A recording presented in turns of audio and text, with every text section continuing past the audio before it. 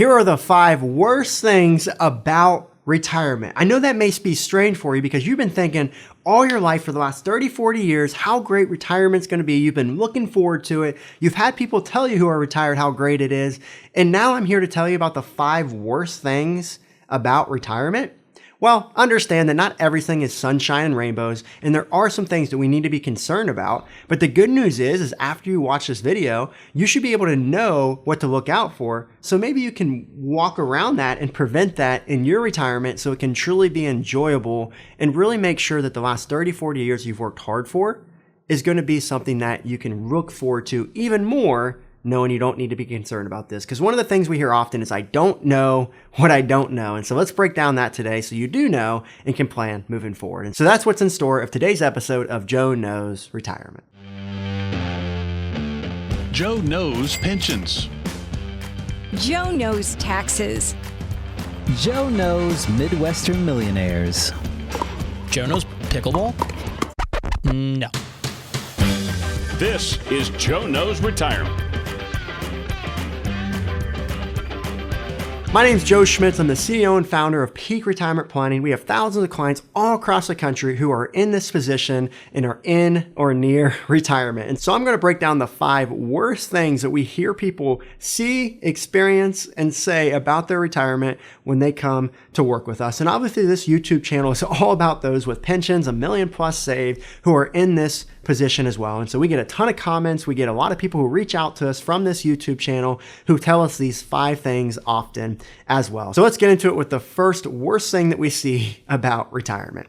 And the first thing that we see is simply taxes. Now, you probably realize this more than your peers because you have that pension, you have $1 million plus saved. You know that you're likely going to have to pay more taxes than everyone else out there. And that's why I wrote the book called The 2% Club, because only 2% of the population is going to have that high income with that pension, since only 20% of people have it. And only 10% of people have that $1 million or more saved. And so if you combine those 2 percentages, you're left with only 2% of the population who is going to be in this situation. So I know you've been told all your life that you'll be in a lower tax bracket in retirement, and we just know that that is simply probably not the case at this point. You're probably going to be in the same tax bracket or even higher, and we often see for this crowd that taxes will likely be the biggest expense of their retirement. And so knowing that, what do we need to do? We need to start planning for this before it's too late. Now, I do want to make sure I do cover the upside. The good thing about this is, if you have to pay more in taxes, it probably means you've done a great job of saving, right? Those who make more pay more taxes. So it's ultimately a good problem to have, but I know you, I know myself, I know the people we work with, we don't want to pay more than we have to. We want to pay our fair share, but not a penny more. We don't want to tip Uncle Sam is something that we hear pretty often from those that we work with. And so it's all about how do we reduce our lifetime taxes over retirement. So the good news is you can start planning for this now. So highly suggest you look into things like Roth conversions, tax efficient income planning, making sure you're better structuring your investments, particularly as most people have all their money in tax deferred investments and they have that pension. And when those collide, they're going to have to pay more for Medicare premiums. They're going to have higher required minimum distributions. Maybe all their Social Security is going to be taxable. And so these are things we really want to start to prepare ahead of and start getting ahead of now. And required minimum distributions didn't make my list for the 5 worst things, but I'm going to tie it together here to taxes because this is one of the bigger concerns that we see a lot of people have at this stage. And this is when you are required to take out money from your tax deferred investments at 73 or 75. This is when the government forces you to take out money. You've gone all these years without paying taxes. Now they want your tax dollars. And so this can be a big concern because that required minimum distribution can be a very generous amount on top of your pension, and you may have Social Security on top of that. And so you're going to be having to take that account out at the highest tax brackets at that time. And we don't know what tax rates will be at that time. Knowing tax rates are lower now, knowing they could be higher in the future, that is another big concern that a lot of our clients have with taxes, is knowing that they'll likely increase, knowing that Social Security and Medicare are underfunded, knowing the debt crisis we currently have, and knowing that tax rates are among historical lows right now. So plan ahead and make sure that we can pay our fair share of taxes, but not a penny more. The second worst thing about retirement is for those who don't have purpose in retirement. And so this isn't the case for everyone, but it is one we always want people to be aware of.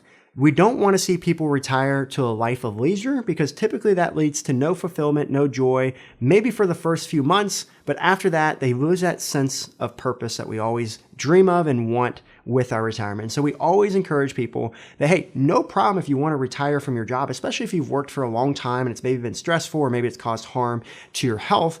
No problem with retiring, but what are you going to do with that 40 hours a week to fulfill that joy and purpose you found through your work? Because most of the clients we work with, they had successful careers. They were that Midwestern millionaire. They're extremely hardworking. They love hard work. If you take hard work away from them, they have nothing. That's their identity. That's who they are. And so we all also are called to work. And so we want to make sure that in retirement, we have something to work at. And that could be simply working at being the best grandfather for the grandparents. That could be the best at mentoring others that are developing as leaders. It could be working somewhere else where you could still have your wisdom and skill set deliver and help others as well. And so regardless of what that is for you, really want to encourage people to think further about that concept. There's a book out there. It's called The New Retire Mentality. And I think it's a really good book to read through for those that are struggling with this concept or unsure about this concept, and really get your mindset of what do we want this to look like? And I think this will help you give a better picture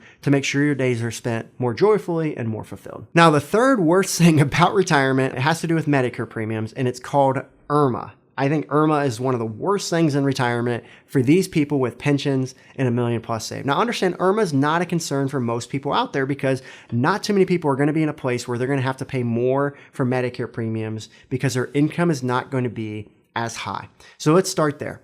Medicare premiums are based on your income. So the more income you have, the more you could pay in Medicare premiums. And this is, we're talking thousands of dollars more that you could pay for not only you, but also your spouse just based on your income. Now, here's the kicker.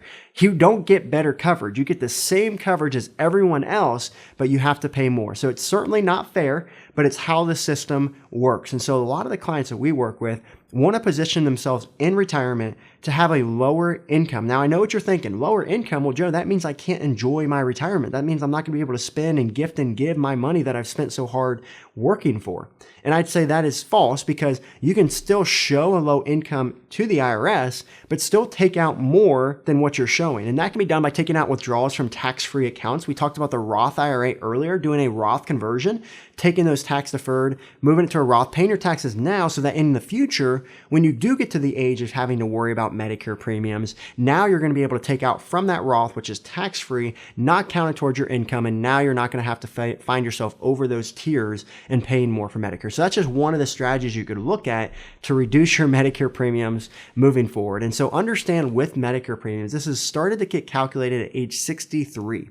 So I know Medicare doesn't start till 65, but once you are 65, they're going to look at what your income was at 63 to determine how much you pay. And so if you had a really high income in 63, let's say you sold your business or you had a big payout from work, well, you're going to have to pay for that extra on your Medicare at 65. And then when you're 66, let's say that you're 64 was a lower income year, well, then now you're maybe back to the base tier there is what that could look like. So if you're under age 63 specifically, looking at those Roth conversions, and you could go high up all the way up until the 24% bracket, not have to pay any Medicare premiums, but if you wait till 63 or further, then you may have to pay Medicare premiums if you were to do a large Roth conversion like I just illustrated there. And so a lot of people think, well, I probably shouldn't do that because of the Medicare premiums. That can be true, but I would challenge people to think about if they're in those earlier years of 63, 64, 65, maybe they do look at doing large Roth conversions, pay more in Medicare premiums so that over their lifetime, they could potentially pay less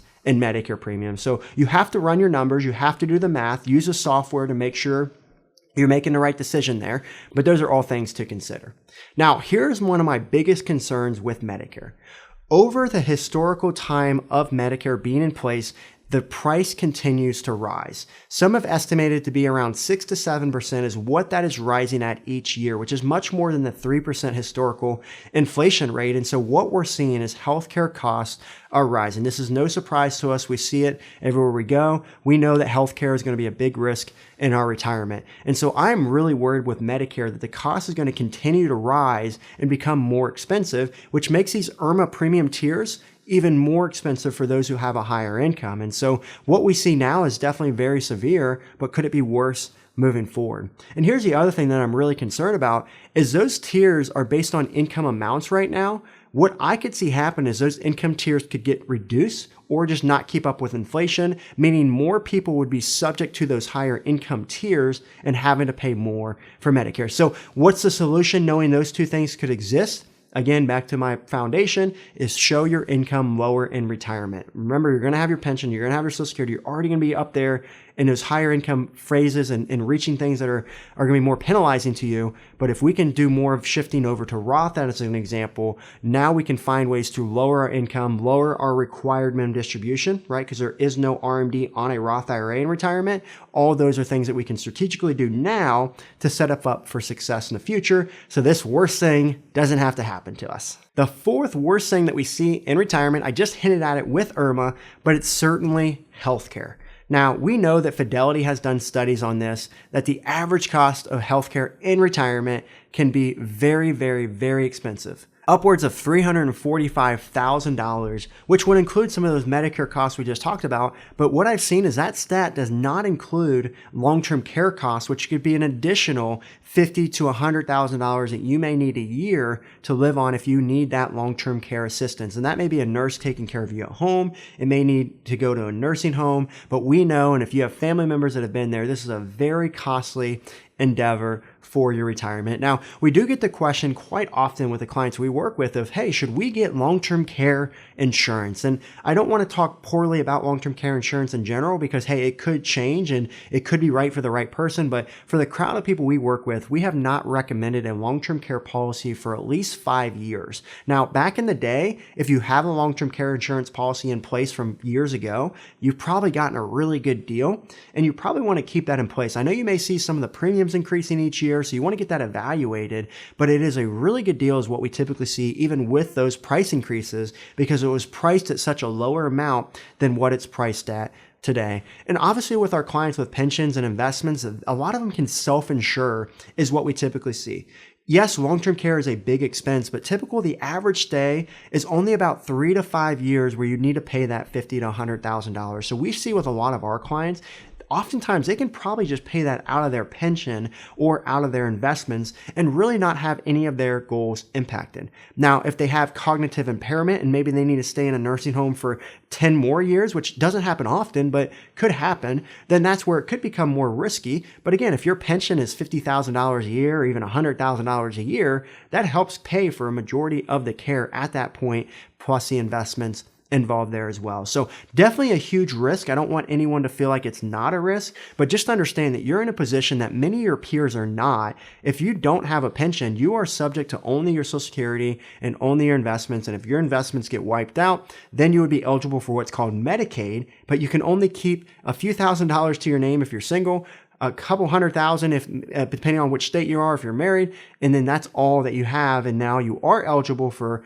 free assistance from the government with nursing home assistance, but they don't have any assets to their name is how that typically works. And so, yes, we want to plan ahead for that worst case scenario, but something else that we can do during our lifetime to try to help us prevent this even more is just to make sure we're taking care of our health in retirement as well. Making sure maybe we use some of the funds we have to get a personal trainer, or maybe we use that to pour into our health, to get a nutritionist, to do things that are going to add value to our life and also allow us to enjoy those later years. You know, there's going to be a little bit more aches and pains is what we typically see from our clients, but our clients who spend time exercising, spend time on their health, spend money on their health, often live more enjoyable retirements is something that we see. And so not only could it save you money in the future, it could also allow you to enjoy what you've worked so hard for. And we can only retire once, right? You know, you could go back to work and then retire a second time, but we only have so many years to enjoy this retirement. And so my hope is you can get the most out of it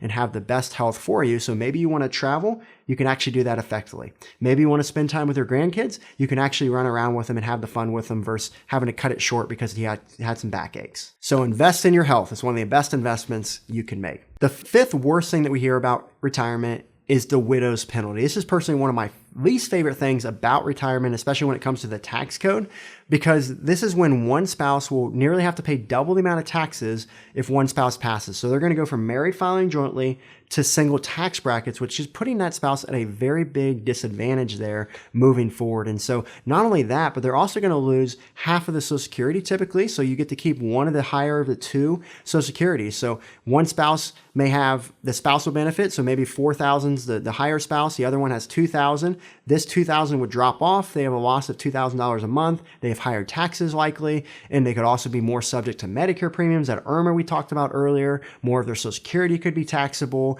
More of their capital gains could be taxable. This leads to other issues in addition to that, and also having to pay higher tax brackets as well. So again, stuff we want to get ahead of now, using up that married filing jointly rates now while we're living before it goes to single is really valuable to do. But also one of the biggest things we see from this crowd with the widow's penalty is also the other side of it, which is not the financial side, but it's the emotional side.